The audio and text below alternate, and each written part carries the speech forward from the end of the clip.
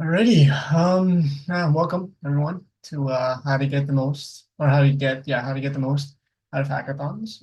This will be our last workshop for today, I'm pretty sure, and we will have, I believe, four more tomorrow. I think I have a bit of a recap at the end of my presentation for tomorrow's schedule. But yeah, let's get right into it. So I'm just gonna share my screen real quick.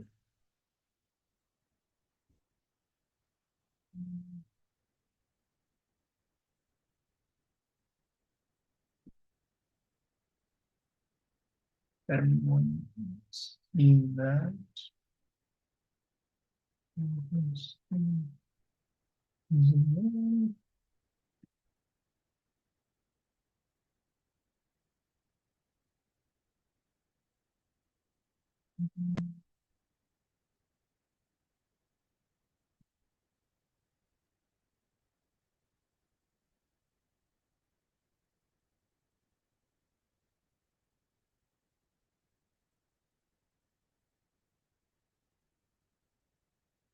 Okay.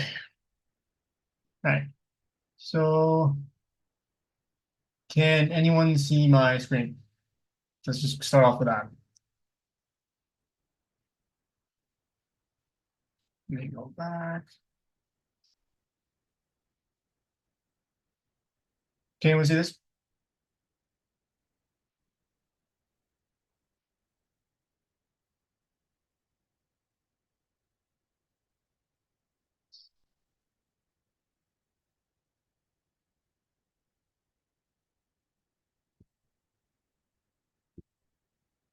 Yep. Okay. Good, good, good. All right. Yeah, there's a bit of a delay. Okay. All right. So let's get right into it. Let's go back here. All right. A lot of tab open. A lot of tabs open. Okay. Cool. So how to get the most out of hackathons by me. So let's just since this is sort of a beginner workshop, let's just recap what a hackathon really is. And to recap, a hackathon is a competitive event where participants engage in the rapid development and programming of projects within a relatively short time. Why do people participate? Well, there's a bunch of reasons, but first let's go into how hackathons are actually, presented. So there's online hackathons, such as this one. This one's basically just all online. Programmers from all over the world can participate. There's other ones where you can travel in person. There's certain venues, certain universities, certain, places where you can travel and there's a set limit. Um, and there's hybrid ones where people, programmers can, join up through online, or they can actually go to the venue and participate there. And hackathons also have tons of themes and certain topics that they revolve around. So some could be like ours, some could be around mental health. Others could be with healthcare. So, developing projects that are based on healthcare, medical practices, improving them using AI to uh, create more efficient medical technologies. There could also be like finance technologies, like, you could build an app for predicting the stock prices of the next day, of the next month, the next year, and stuff like that. Yeah, there's a bunch of themes, a bunch of topics revolving on hackathons. And the reason for joining up would be to develop skills. So developing skills, you can learn and grow your skill as a programmer. You can also network with others, so you connect and collaborate with others to achieve great results. And you can also innovate. There's an opportunity to innovate, an opportunity to create something innovative that benefits the world. That's our recap for what a hackathon is. And so now that you know what a hackathon is, some hackathons are more suited to someone's needs, someone's actual interests, and some are not. Choose the right hackathon, even though all of them are great. You can pick one of interest. So depending on what interests you, you could have one that interests you, like if you like finance, you can have one. You could join the one that revolves around finance, revolves around business. You can have one that revolves around, literature, reading, art, something like that. You create an app that creates art, stuff like that. So you could pick one that's of interest to you. In that case, you're more in depth with what you're actually programming, and you wouldn't need to learn new skills or go outside of your zone to actually participate. Skill level. So a couple hackathons categorized beyond for skill. Like our hackathon is for Apple Hacks is for basic beginner level and such as this workshop. But others are more expert level, others are more revolve around, data and and they're more expert level. And depending on what your level is, and you got to be honest with yourself here, if you're an intermediate, if you just began, if you know one language, if you don't know any, you should pick a hackathon that supports these skill levels and that actually should improve them as well. So if you're a beginner, hackathon should obviously be suited to your beginner level, but also inspire you and make you grow as a programmer so that you can increase your skill level. Time frame. So depending on your availability, some people aren't available. Some people like to build large projects. Some people like to build short. They grind for like a weekend. Like ours is 72 hours. They grind for a couple hours and they want to get it done. Other people like to take months and months to create a project. So depending on your availability and your actual goals, a time frame is a huge deal with choosing the right hackathon. On top of that, judging criteria. So you should focus on hackathons that actually reward something for your creativity and impact and innovation, depending on your strengths. So compared to other hackathons that lack, that lack the amount of budget and they lack the amount of, sponsorships and stuff, they can't offer you as many rewards. So you should obviously, this is more of like a selfish reason, but you should always go for the ones that, that reward you for your innovation, they reward you for your determination, they reward you for your consistency towards that in the hackathon on building your project. And these are the four. If anyone just wants to take a look or take a picture. This workshop will be recorded and it will be available on our YouTube, so you don't have to worry about that. But yeah. So preparing for Apple Hacks. I know that Apple Hacks just began. You should have been preparing a little bit beforehand, but that's okay. Now that oh wait, let me just go back. Now that we've actually started and we've been coding, it started at 6. It's around what 9 o'clock right now. I think we've been coding for like around 3 hours. You should be in a stage where your team is formed, or you know it should be in the forming stages right now. So you should always look for teammates with complementary skills to cover all aspects of your project. What this means is basically if you're a backend developer and you don't want to just a whole group, there's teams of four, so you don't want, four backend developers. That's kind of it doesn't make any sense. It's nonsensical, right? So you should have front end, you should have back end, you should have UI UX developers, a bunch of like a whole basket full of developers and a whole basket full of interests of hobbies, of strengths. So that's one thing you should focus on when making teams. You should establish roles. So clarify and clearly define each person's responsibilities to avoid confusion and overlap. If two people are working on the same thing or they thought they're working on the same thing, causes confusing. So, clearly establish your roles before working on your project so then you can ensure like a smooth train and that keeps on going throughout the hackathon. And learn the tech stack. So you should familiarize yourself with the commonly used tools of today and with technologies to ensure that you can start immediately. So you're not outdated, if you're still using, I don't know, like C or something like that. I'm not saying C is a bad language or whatever, but it's an older language. It's not as efficient. It's not as tasked with specific roles, whereas uh, languages like HTML, JavaScript, they're mainly used for web development. They're one of the best languages for web development, like React. It's one of the best languages for web development. So you should choose languages and resources that are specifically tailored to your task. Hackathon research. So when joining hackathons, you should always study past winners. I think this is the first year for Apple Hacks, or one of the more recent years. But for like long-term hackathons that have been running for years and years and years, you can study past winners, past years, and the trends and the theme to better align with what works. So, study patterns on how people win, what do the winners have in common, and so you can win and have a chance at winning some prizes. Although, second place and third place does win prizes, I'm pretty sure. Set realistic goals. So agree on what you want to achieve, whether it's winning, learning, networking.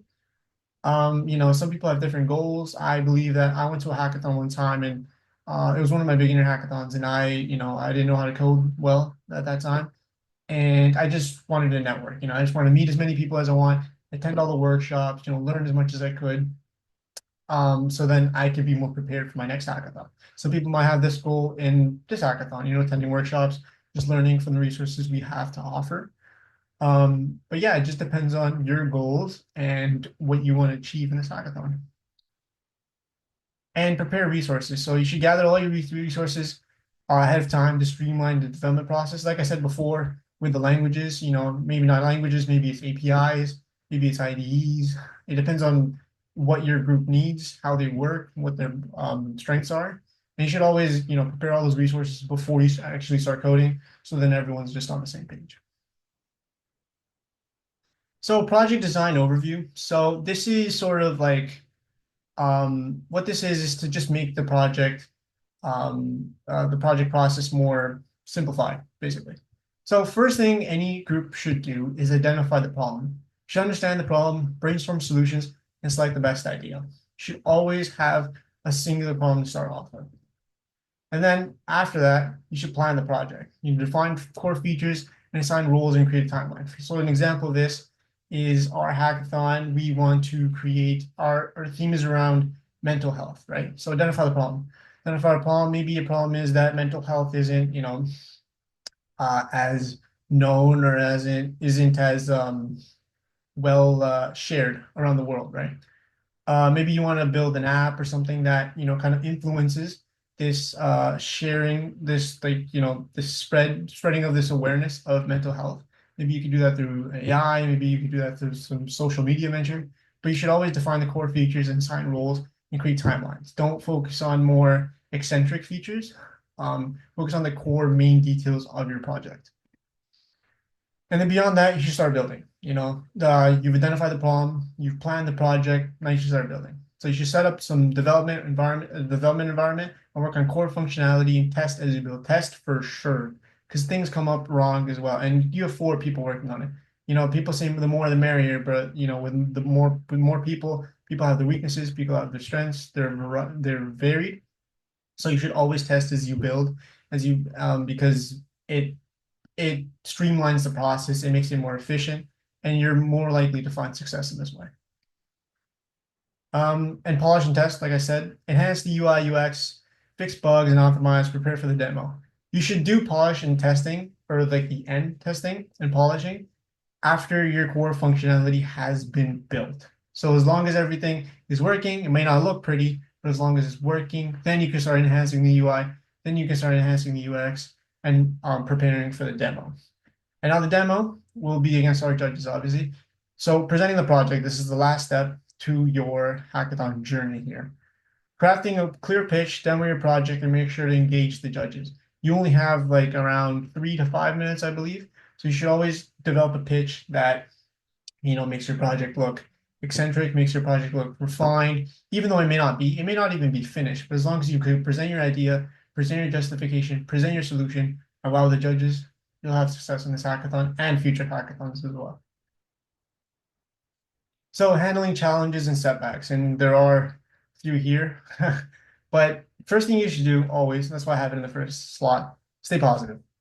No matter what comes in your way, no matter how slow something's being developed, the delays, the challenges that come with it, bugs and stuff like that, focus on learning and personal growth, regardless of whether you win or face setbacks. If you're winning, you win hackathons. If you've won a hackathon, if you came close, you came second, third, you weren't even close.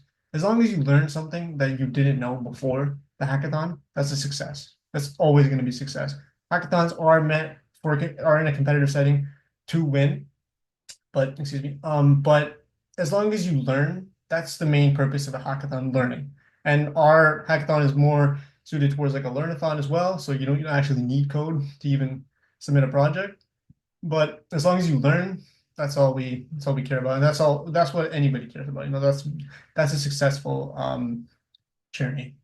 So the second one is collaborate under pressure. So if you guys are under pressure, maintain open communication with your teammates and help each other out to manage stress and keep momentum up. If you start bringing down your teammates, then they bring down other people, and they may bring down like on you. It creates a negative atmosphere. As long as everyone's optimistic, everyone's determined, everyone's working, you'll work through it, and communication is key. And moreover, you should take breaks to recharge. Short mental breaks can help keep the team fresh and focused, especially during stressful moments. You can't just keep working and, just straight grinding code. Everyone has their limit. Everyone has to stop at some point. And you should just know your boundaries and, know your limits and be like, okay, I'm done for today, or I'm done for like an hour, I'm done for 30 minutes. And then take a short break, come back, take a nap, come back. It's not the end of the world, you will have time to finish. You have 72 hours, make the best use of it. And in other hackathons, like I said, there's 30 days, there's 15 days, it's very varied. And you should take breaks at times to, be like, I'm gonna chill, it's yeah. Coding is not, it's not that, serious. You have to take breaks.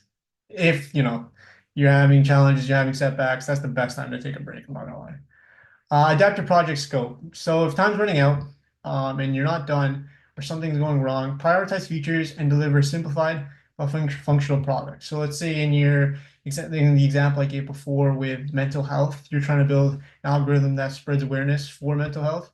Let's say your algorithm isn't fully built. Let's say it's like you had the idea going and everything was working, but you couldn't actually implement that sort of algorithm, the AI algorithm that spreads this awareness to multiple platforms. You can present your project in a way that, you don't have to clearly mention this, that it's not working, but describe what your project scope was, what you're trying to do, what you ended up doing, and how you can improve your project in the future. And yeah, yeah, adapt your project scope. That's very necessary. In crunch time, it's the best advice. And expect the unexpected. It's a hackathon, it's a competitive event. Be ready for any technical or logistical issues and pivot quickly when necessary. If something comes up that, can be fixed, fix it. If it can't, leave it, work on something else. That's just, what hackathons are, sacrifices and, pursuits. So it depends on you, depends on what you're trying to do, and just be careful of, any challenges. So that was the development process. Now is networking and learning. So one of the main parts of hackathons is, there's so many people, I think there's 250 in our hackathon, there's so many people, you should talk to them, you should learn from them, meet other participants, engage with teams, mentors, and sponsors to build valuable connections. These people, may be better programmers than you, or they have different like soft skills that you want to have, or that there can be a variety of reasons why you want to meet with other people, why you want to learn from them. And even just meeting people in general, it's a good thing. Building connections, having more friends it's not a negative part. It's always a good thing. Joining workshops is another thing for networking and learning. Attend workshops such as this one to learn new skills or gain insights into the latest technologies. This one is specifically for hackathons, we should do hackathons, how to get the most out of them. But we've had other workshops and we will have other workshops on like Python, on Figma, if you want to learn more front end, if you want to learn more back end, on AI. There's a bunch of topics that we cover and that other hackathons will cover too. And you should make sure if your goal is to learn as much as you can, these workshops are essential for that goal. Building long-term connections. So you just stay in touch with people you meet to collaborate on future products. I remember in my hackathons, I've met people that I still talk to. And these were like months ago, maybe years ago. But you should always keep these long-term connections because they may benefit you in the end. And it's good to have these like numerous connections and these varied connections as like a human being as well. Ask for feedback.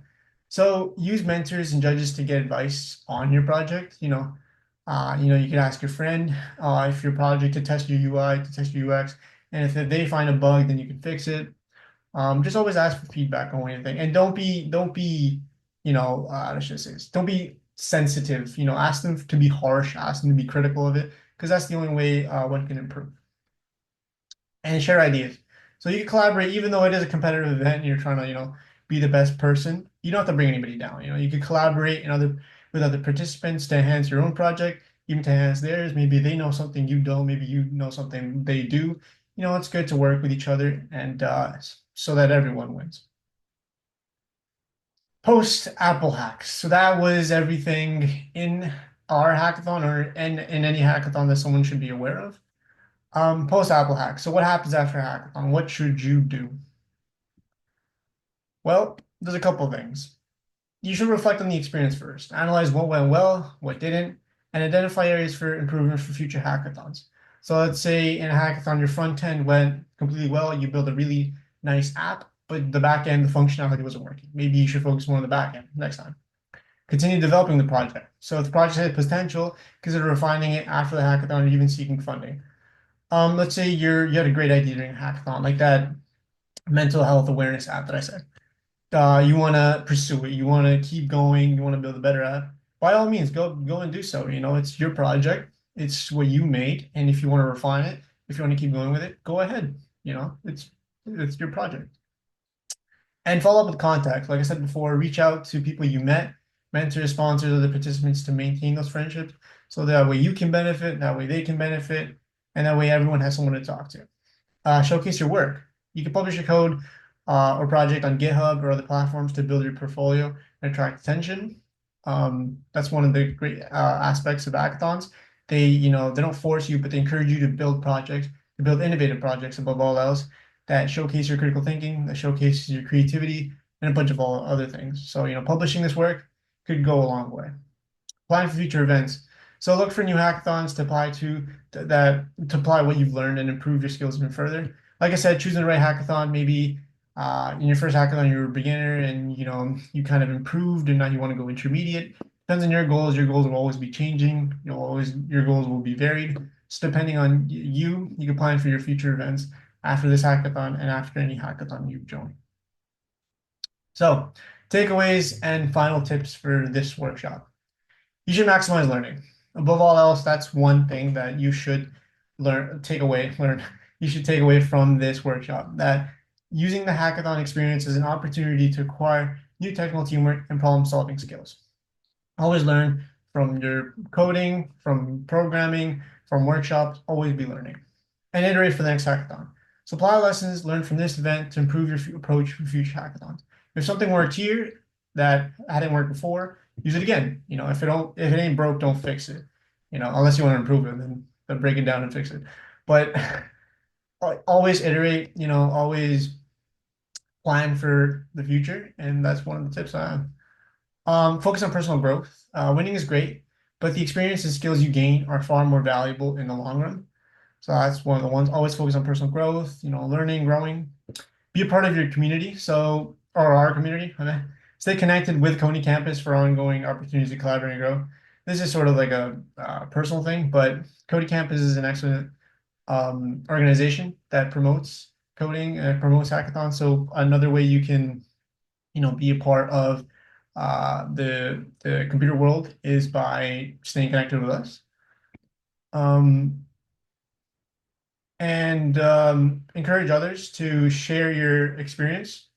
Encourage others, share your experience to inspire others and reap the benefits of collaboration and learning. If you really enjoyed this hackathon, or if you really enjoyed some other hackathon, tell others. Tell your friend, tell, I don't know, your classmate, and try to get them to come along with you, so then they can learn and you guys can improve as one. And, the more the merrier.